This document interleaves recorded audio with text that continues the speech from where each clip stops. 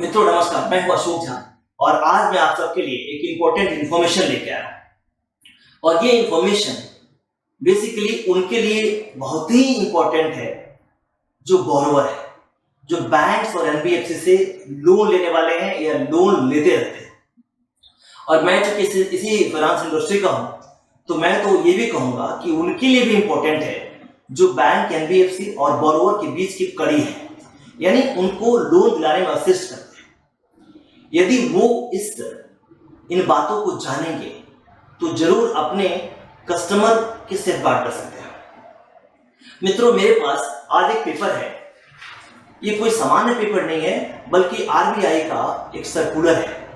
RBI ने 29 अप्रैल 2024 को इसे जारी किया है और इस सर्कुलर के माध्यम से आरबीआई ने सारे बैंक्स, एनबीएफसी, जितने सारे लेंडर्स हैं, सबको वार्न किया है कि आप अपने बोरोवर के प्रति इंटरेस्ट को लेके फेयर प्रैक्टिस करिए। और यही कारण है कि आरबीआई ने इस लेटर का जो हेडिंग सब्जेक्ट जो दिया है, that is fair practices code for lenders charging of interest. यानी आरबीआई का कहना है कि आप अपनी जो बोरोवर्स है, जो आपसे कर्ज लेने आते हैं, उनसे इंटरेस्ट के मामले में फेयर प्रैक्टिस करिए। आप उनसे गलत इंटरेस्ट मत चार्ज करिए। और इस सर्कुलर को आरबीआई ने लगभग सबको एड्रेस किया है। मतलब ऑल कमर्शियल बैंक, चाहे वो स्मॉल फाइनेंस बैंक हो या लोकल एरियाज बैंक्स हो या रीजनल रूरल बैंक्स हो, पेमेंट बैंक्स को इससे अलग रखा है। और primary urban cooperative banks, state cooperative banks, district central cooperative banks और non banking financial institution, micro financers या फिर हाउसिंग फाइनेंस कंपनीज, सबको आरबीआई ने इस सर्कुलर को एड्रेस किया है।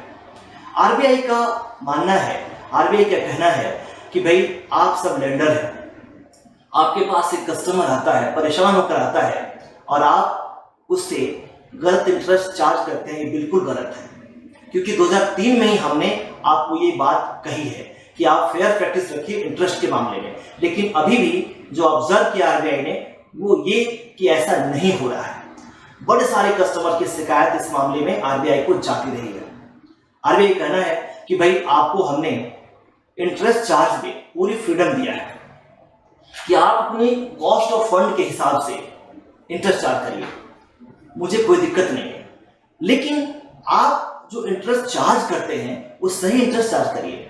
ऐसा नहीं कि पैसा आपने दिया नहीं और इंटरेस्ट चार्ज करना शुरू कर दिया।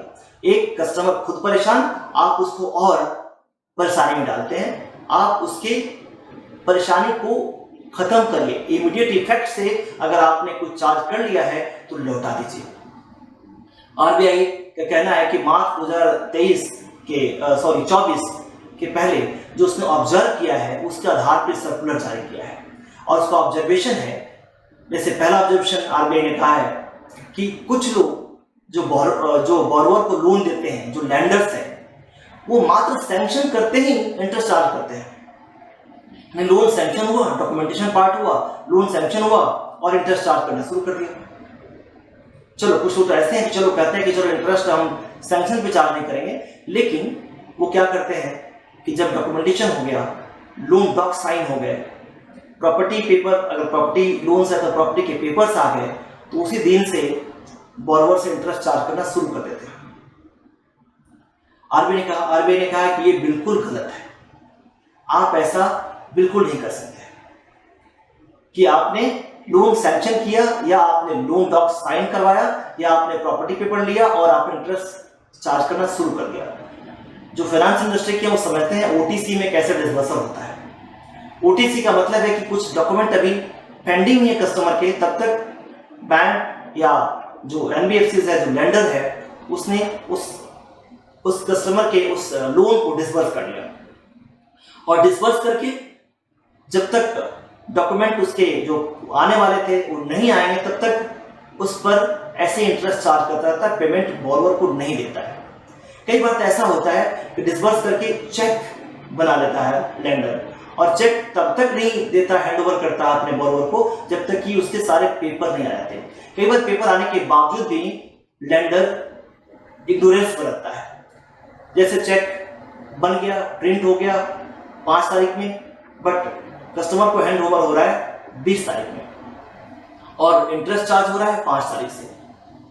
कई बार ऐसा होता है, ऐसा भी देखा गया है कि किसी न किसी कारण से कस्टमर के 2 EMI भी आ गए, कस्टमर ने 2 इंस्टॉलमेंट अपना पे कर दिया, लेकिन उसको पेमेंट नहीं मिली बैंक से।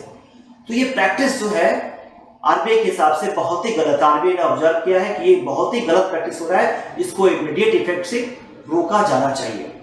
आरबीआई ने जो दूसरा ऑब्जर्व किया है वो ये कि डिसबर्सल और रीपेमेंट को लेकर के, कि लोन अगर डिसबर्स होता है सपोज करिए कि 5 तारीख को, तो आप पूरे महीने का इंटरेस्ट चार्ज कर लेते हैं। ये बिल्कुल गलत है। आप अगर 5 तारीख को डिसबर्स किए हैं तो आप 5 के बाद से जो 25 दिन हुआ उसका इंटरेस्ट चार्ज करेंगे।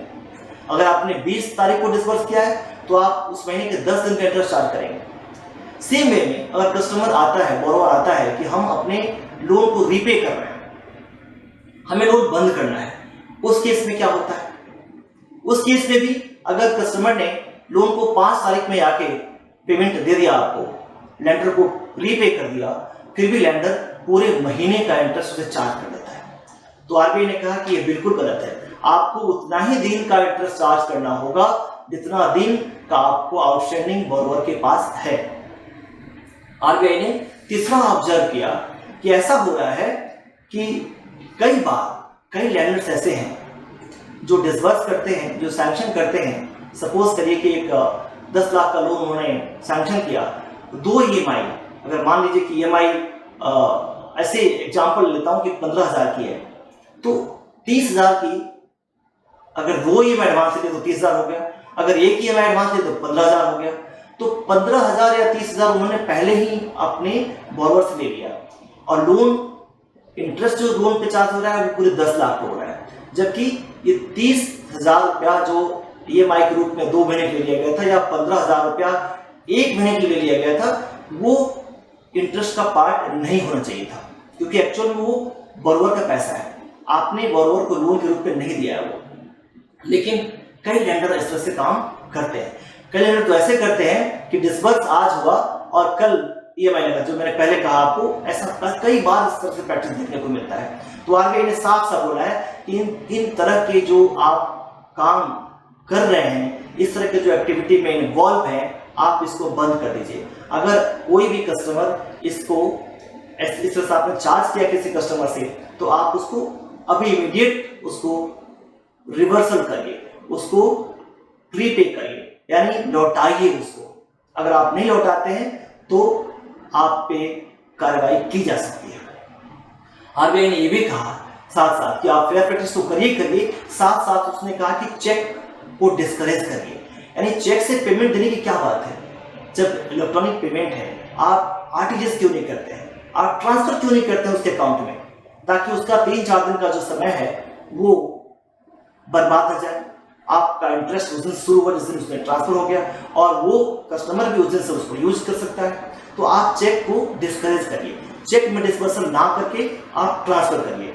यानी कि इस तरह से आरबीआई ने इन सारे जो अथॉरिटीज हैं, आरईज हैं, उनको वार्न किया है, जितने सारे रेगुलेटेड एंटिटीज हैं सबको वार्न किया है कि आपको फेयर प्रैक्टिस करना ही होगा। तो मित्रों, ये था आरबीआई का ऑब्जर्वेशन और आरबीआई की वार्निंग लेंडर्स के प्रति। मैं कहता हूं ये बहुत ही अच्छी बात है, ये बड़ा अच्छा कदम है, लेकिन जब तक आप जागरूक नहीं होंगे, आप अपनी बातों को आरबीआई तक नहीं पहुंचाएंगे, तब तक आरबीआई भी क्या कर सकता है। इसलिए अगर आपके पास इस तरह की कुछ बात आपके साथ होती है तो आप आरबीआई को मेल करिए, आरबीआई को कांटेक्ट करिए, या फिर आप हमारी टीम को भी इसमें इसकी सहायता ले सकते हैं। मैं आपको इस वीडियो के साथ में ईमेल आईडी भी डाल दूंगा, आप उसी ईमेल आईडी पे इस अपने बातों को रख दीजिए, बता दीजिए, हम सहायता करें, कोशिश करें कि आपकी बातों को आरबीआई तक पहुंचाया जाए और आपको इसका फायदा कराया जाए। और मैं समझता हूं कि अब बैंक और एनबीएफसी जो लेंडर्स है वो भी अब ओटीसी पर डिस्बर्सल को डिस्करेज करेंगे। तो मित्रों, कैसा लगा इन्फॉर्मेशन? आप में जरूर कमेंट करिएगा। और मैं कहता हूं कि इसको अच्छा लगा तो शेयर करिए ताकि अधिक से अधिक लोगों तक पहुंचे, क्योंकि जब तक अवेयरनेस नहीं होगा, इंफॉर्मेशन लोगों तक जाएगी नहीं, लोग उसका फायदा नहीं उठा सकते।